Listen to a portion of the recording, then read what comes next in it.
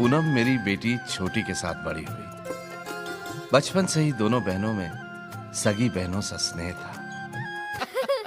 मैं स्नेह भरी एक नजर से उसे देखता, वो खिल खिल जाती।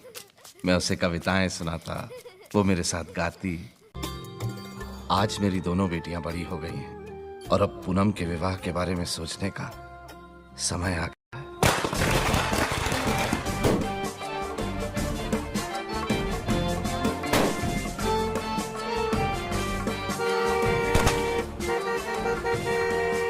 रहने दो भैया, रहने दो।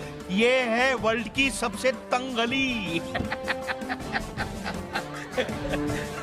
और ये है वर्ल्ड की सबसे स्लो बारात। तुम आओ।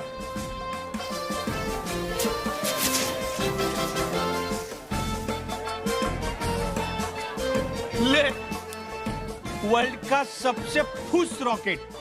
फुस। राधे राधे राधे राधे मुनीम जी। राधे राधे।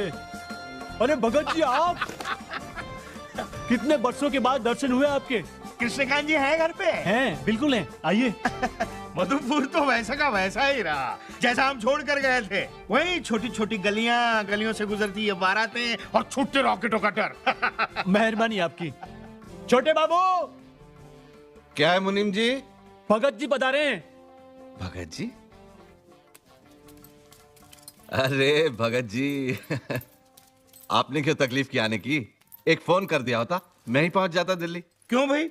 जब आप और भाभी जी जेवरों का ऑर्डर देने के लिए हमारे पास दिल्ली तक पहुंच सकते हैं, तो उनकी डिलीवरी देने के लिए हम मधुपुर नहीं आ सकते? क्यों नहीं जी? और भाभी जी, हम जब यहाँ रहते थे तो आप लोगों के साथ जो वर्ल्ड का बेस्ट टाइम बिताया है वो जरा याद करवाइए। भाभी जी, कैसा है घुटनों का दर्द? अब कुछ ठीक है भाई साहब। ये चूड़ियों की डिजाइन देखते ही पूरा ठीक हो जाएगा। आपकी पारखी नजरों को जेवरों की कितनी परख है मुझे सब पता है।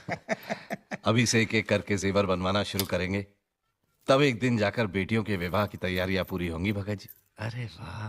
बेटी का कन्यादान तो सबसे बड़ा पुण्य माना गया है कृष्णकांत जी। और फिर जब बेटी जेवर गहने पहनकर दुल्हन के लिबास में सामने आ जाती है, मन आत्म विभोर हो।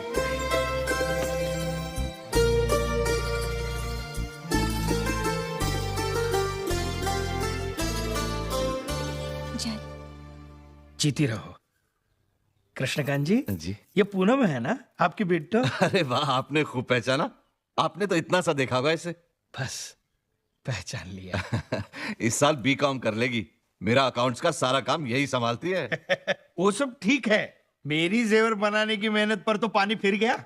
बिटिया इतनी सुंदर है तो मेरे जेवरों को कौन देखेगा?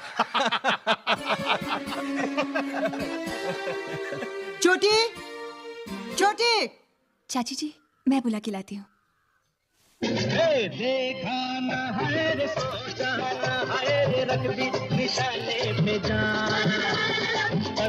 जी, इतना अच्छा गाना है, एक ठुमका साथ में। हाँ, अगर चाची जी को पता चल गया यहाँ पढ़ाई नहीं ठुमके लग रहे हैं, तो जानती हो ना क्या होगा? कुछ नहीं होगा, तुम जो हो मुझे बचाने के लिए। चल चल, तैयार होना है, नीचे मेहमान आए हैं। अच्छा अंकल, फिर आइएगा। अच्छा बेटी। मेरी छोटी से छोटी आवश्यकता का ख्याल रखती है, जैसे बेटी नहीं माँ हो। कृष्णकांत जी, आप मुझसे पूछ रहे थे ना कि मैंने पूनम को देखते ही कैसे पहचान लिया है? सच बात तो ये है कि उसकी सुंदरता के और उसके गुणों के चर्चे अभी से हमारे समझ में होने लगे हैं। उसके विवाह के लिए तो कई प्रस्ताव आपके पास आए होंगे। जी हाँ, है तो, लेकिन समय बदल रहा है, मूल्य बदल रहे हैं। आजकल अच्छे रिश्ते मिलते कहाँ हैं? पूनम के लिए मुझे ऐसे घर की तलाश है जहां उसके गुणों का सम्मान हो। कृष्णकांत जी, पूनम के लिए एक लड़का मेरे ध्यान में है। लड़का बहुत ही सुंदर, सुशील और अच्छे परिवार से है। दिल्ली के हरिश्चंद्र ग्रुप ऑफ इंडस्ट्रीज के चेयरमैन हरिश्चंद्र जी के बारे में तो आपने जरूर सुना होगा। उनको कौन नहीं जानता, हमारे समाज के बहुत ही प्रतिष्ठित व्यक्ति हैं। उनका एक पांव समृद्धि की चोटी पर है तो दूसरा पांव सादगी की जमीन पर। बहुत ही खुले दिल के इंसान है वो। पूनम के लिए हरिश्चंद्र जी के छोटे बेटे प्रेम के बारे में मैं सोच रहा हूँ। भगत जी, मैं इतने ऊंचे खानदान के बारे में सपने में भी नहीं सोच सकता। तो क्या ऊंचे खानदानों के लड़के कुंवारे रहेंगे? हैं? ऊंचे खानदान वालों को अच्छी बहुओं की जरूरत नहीं होती क्या? नहीं, मेरा कुछ नहीं सुनना है मुझे। हरिश्चंद्र जी को एक अच्छी बहू की तलाश है और मैं एक बहुत ही अच्छी बहू का प्रस्ताव लेकर उनसे मिल रहा हूँ। पूनम की फोटो देनी हो तो दो,